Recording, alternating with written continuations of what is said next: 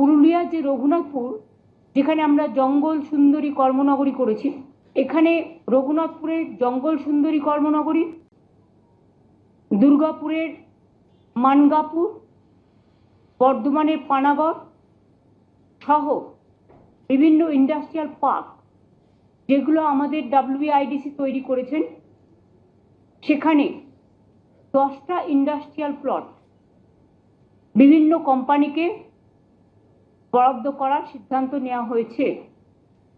এই 10টি প্লটে মোট জমির সংখ্যা হচ্ছে 2515 একর। কোম্পানিগুলো যথেষ্ট বড় বড়। এখানে 25,000 কোটিরও বেশি বিনিয়োগ আসবে এবং প্রায় 70,000-এর ওপর মানুষ ডাইরেক্ট এবং ইনডাইরেক্ট তারও বেশি কর্মসংস্থান তৈরি করবে।